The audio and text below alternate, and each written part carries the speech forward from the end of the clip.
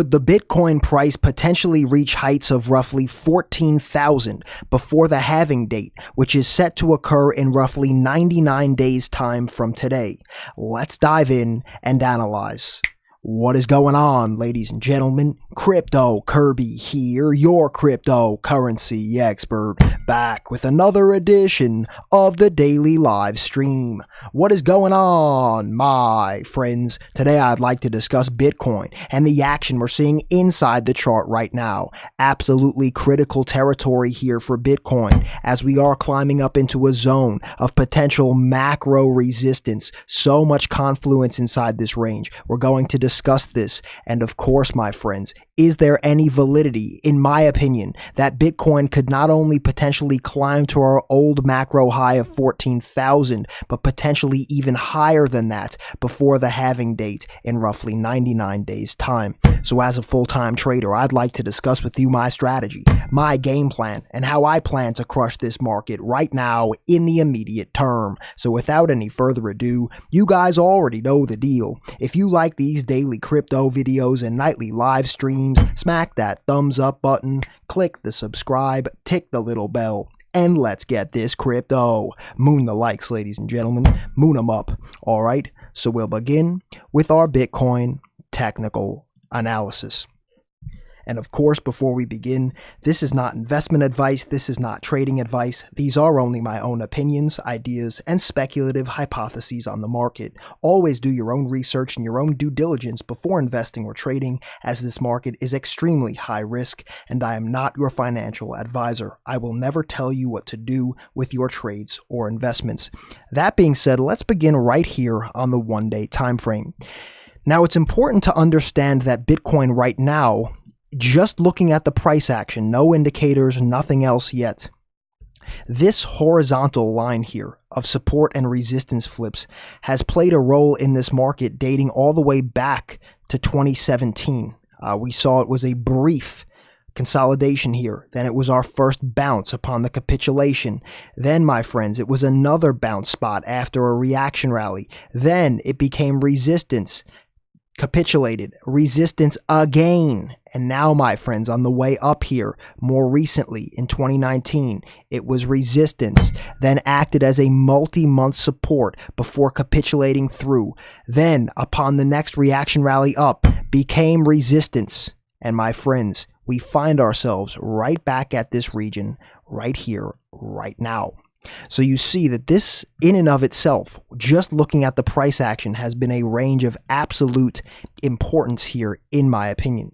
So now we have to look a little bit further here, judging the micro trend of this potential rally. Is there any exhaustion here? So now let's pull up our RSI, and this is where we start to get some clues about what's going on. Now, this run up here, our last swing high, right before our most previous run up, we saw that the RSI just tapped into overbought territory and then rejected for a healthy pullback, for then our essentially a bull flag rip to the upside. Now we've been consolidating for several days at this point, and I want you to notice the RSI level here. Now, in the purest essence of the term, bearish divergence, we don't see that clearly here on the RSI. I mean, this region that we just tapped up to a new high, the RSI did get just a bit above there, right? But it's not much, ladies and gentlemen. This is a minuscule amount, right? So technically we didn't create it there, but essentially the same amount of buy pressure per the RSI metric got us up to a higher price point. That's a pretty neutral to bearish look for me, right? That's really not what I wanted to see. I would have rather have seen this go to a new high and the buy pressure go to a new high, right? And now when we look at just this consolidation here, what we also have to understand is that we are seeing a micro bearish divergence in here as well, right? Where we could see that we had our previous high right here upon this candle. Then we ran to a higher high, ascending. But my friends, upon that ascending price action, the price RSI has now started to decline, right? So we are seeing a one-day time frame bearish divergence occurring there. We also here now on the MACD momentum are beginning to potentially see some, floundering action here as well, right? Several days of decreasing momentum here on that indicator. If we switch now over to the 4-hour time frame, very much so the same as on the 1 day, we are seeing a ton of bearish divergence in this, right? I mean a ton, right? So we go up here, right? Look, starting from this point, not even the top of the run, before the top, we set in our RSI right here around an 80. We had a flat line of RSI with this ascending price action. That started the whole thing, right? Then we climbed to a new higher high, stuck in another divergence there, right? Absolutely nasty when you look at it. And now even over here, right? We have our high comes in. Then we climb to a new higher high just now, right? And look, my friends, more bearish divergence. Not exactly what I want to be seeing here, all right, in terms of a healthy trend, especially while trading in this red box of resistance, which could potentially act as a macro resistance point once again, right? Doesn't have to happen, but it's possible. And I was showing you guys this on yesterday's stream if you are subscribed here. But when we flip the chart over and look at it from an alternate perspective, I mean, I don't want to speak for the Moon Boys, but I feel like this would be a zone that the Moon Boys, if this were the actual chart and this was a capitulation and we had been on an uptrend like this so steadily, that every Moon Boy would be screaming, it's the support, the macro support, it can't go lower, right? And they would be saying, I'm buying the dip, Kirby, I'm buying the dip. But then when you look at that and flip it back over, I mean, that's what it looks like. It looks like this could be a point of maximum potential resistance, in my opinion. Let's get this crypto. Now let's continue to look for further evidence here, okay? So now I want to pull up Fibonacci extensions. Now, you guys should know by now, especially if you're subscribed here. If you're not already, hit the subscribe button, tick the little bell, and when it pops up the options for you, select all. By default, it says personalized, but click all. I only upload once per day. Get that notification, and let's get this crypto. But anyway, if you are subscribed here, you guys know that the Fibonacci extensions of this macro move, right, on the regular chart, not the logarithmic, regular chart here, put in a target of 13,288. And that, my friends, nearly called the exact top of our parabolic run to a T. Got up to the golden fib level, and then we know it was an absolutely heinous, borderline ludicrous debacle, if you do in fact ask me, all the way down into the $6,000 region. So let's look at some more targets now, right? This was the target for this move, for our swing up here. So now we need the extensions of this move for potentially this move here, right? And there's several ways to look at this because I've been showing you some of these, but not all of them. Most recently, I've been showing you from the top to the bottom, which I would say is the most generic, right? The complete macro swing high to the swing low, right? And that gives us some interesting, unique targets, which for me right now, we've already surpassed the 0.382, exactly what you'd want to see. Finding support there tentatively, but albeit there's a ton of potential bearish divergence. And for me, the ultimate target zone becomes anywhere within this region, right? And most importantly for me, more so right in between here, the 0.618 and the 0.5, which has a 0.618 target up around the $11,000 region. Let's get this crypto. It also coincides with a few historic price action levels here, and it also coincides with a potential bull flag extrapolation measured move up into this region as well. Let me drag this over, show you guys this here as well. Let's get this crypto. Okay, so there is merit for that. But now let's look at this from a different perspective, right? Because this was a swing high here, right? This macro high was a swing high, right? Then we went, dropped off, and had another swing high, right? So these two moves concluded here. Then we had another swing high to a swing low. This move concluded here. Then this one, my friends, was a swing high, and the swing low really never concluded until we hit the bottom, right? Sure, you could say that this was a swing high here, but I mean, this was a very disgusting move, in my opinion, ladies and gentlemen, that really had no validity to the trend at all. At the end of the day, who really knows what this was?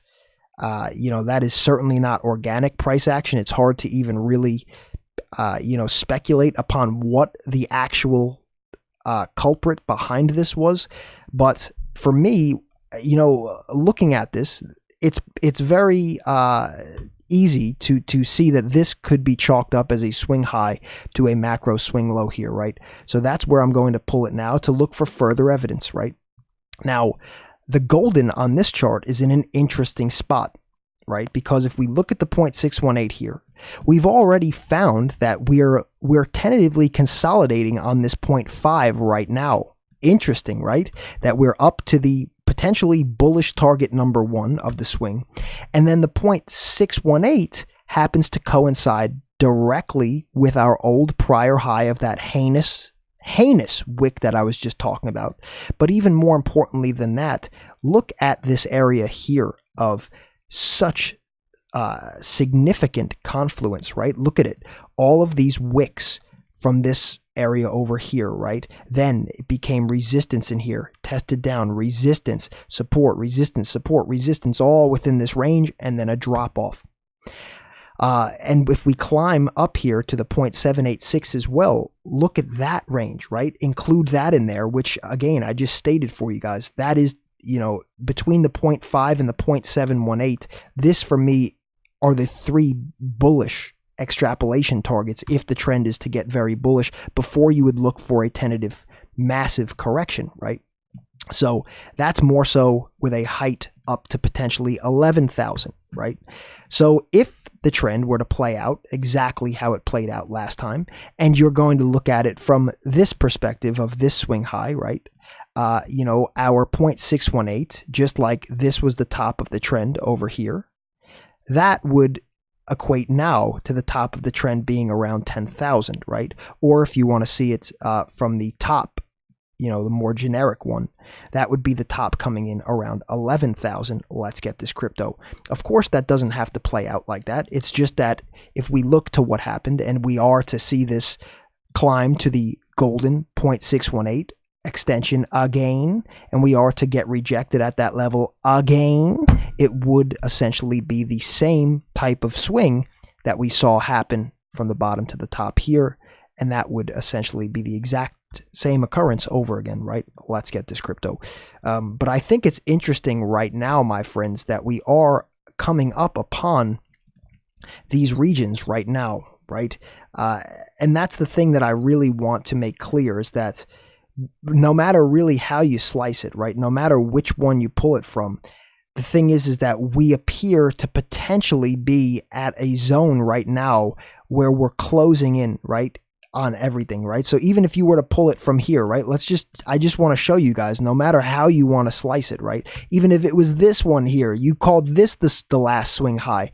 Well, we've already hit the 0.618, and that final bullish target, before you would go completely parabolic, in my opinion, is the 0.786 there. That's around 10,000. And if you pull it from the heinous debacle wick, right, which you could also say is the new or the last high, well, my friends, we are at the final bullish target right now, right? It just is what it is, right? So you'd be at the 0.786 there as well. Interesting time here. There's so much bearish confluence, right? I just want to make that clear. There is a ton of bearish confluence right now. And, sure, the trend could go through all of it, but I don't want to ignore it. I think that it'd be very foolish to ignore it, because you guys know I have been trading this long here, right? I was in an absolutely spectacular long trade here. Shout out to my VIPs. You guys know that I opened a long trade at 8,288 upon all of the potential bullish divergence on the 4-hour time frame, right? That's what led me to open that position. You could see I have all of it outlined there in my VIP alert, right? And I took a long position from all of that divergence, and then it, the trade wound up playing out like this for me here, where it was just spectacular, right? You guys see this. I wound up taking profit. I'm out of my trade now with the heights being a 12.77% gain and a 12.15% gain, not including any leverage. Let's get this crypto. Absolutely, beautiful. If you would like to see all of my future trade setups as well, I will be posting all of that for you exclusively in VIP. So if you're not already in VIP, that's where I post all of my trade setup ideas around the clock for you exclusively there. Let's get this crypto. I will see you in VIP right now after this video. Let's get this crypto. Okay, now what we need to discuss as well is the halving, right? And I was showing you guys that the countdown right now, of course, this is just estimated. It has to do with block height, not a date specifically. But the estimation here is that the halving is going to occur in roughly 99 days' time from the time of recording today. So we should all know that this is going to decrease the block reward from 12.5 to 6.25 coins rewarded per block mined.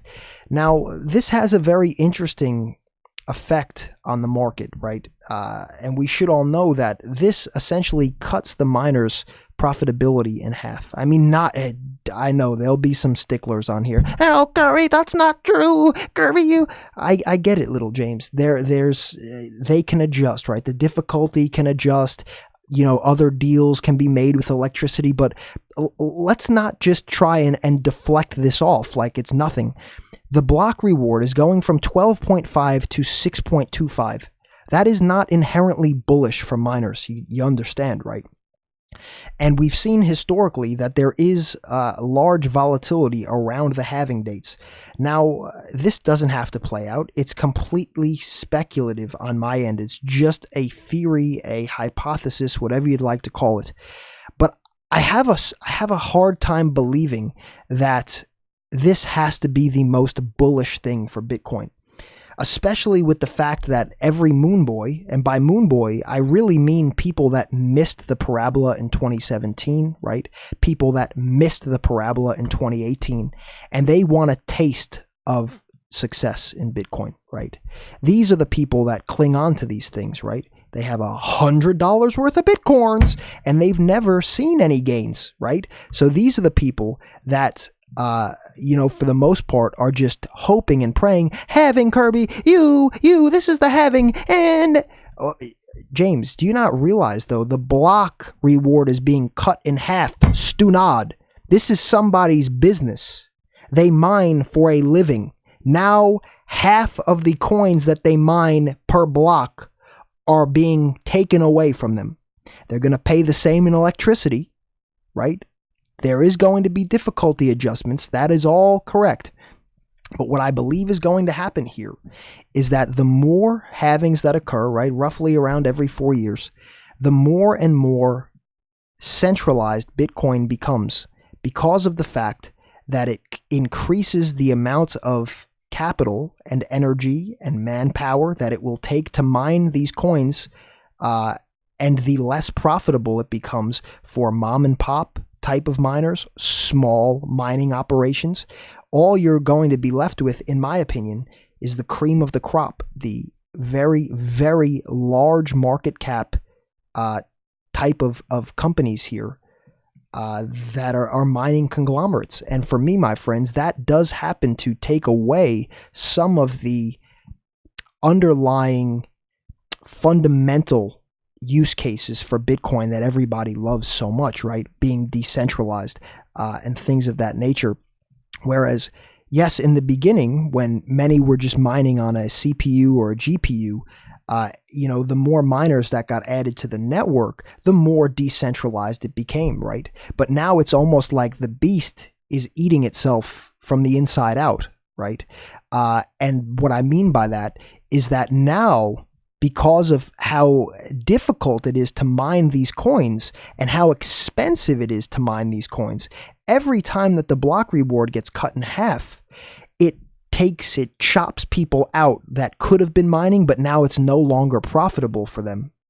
And it just keeps making the people, or the companies, the entities mining it, keep shrinking in numbers, right? To a point where there's not going to be that many entities left mining in general, in my opinion, besides the biggest of the big, right? And that, my friends, leads to centralization. So yes, you are still decentralized. There is no third party you have to go through to send and receive Bitcoin. But the miners that are allowing the network to function, there's in my opinion, when push comes to shove, there's only going to be a few left in due time, right? That's my speculative hypothesis. Let me know what you think about that. Doesn't mean that this halving has to be the one that occurs, but I think that this is going to be the first halving where this begins to happen on mass scale. I think that the block reward going from 12.5 to 6.25 is going to flush a lot of small-time miners out permanently, right? That is just my own opinion there. You're entitled to your own. And I think especially by the next one, when this goes down to 3.125, I think we're really going to see a squeeze there on a ton of mining operations, and only the big of the big boys are going to be left, which inherently centralizes the whole thing, right?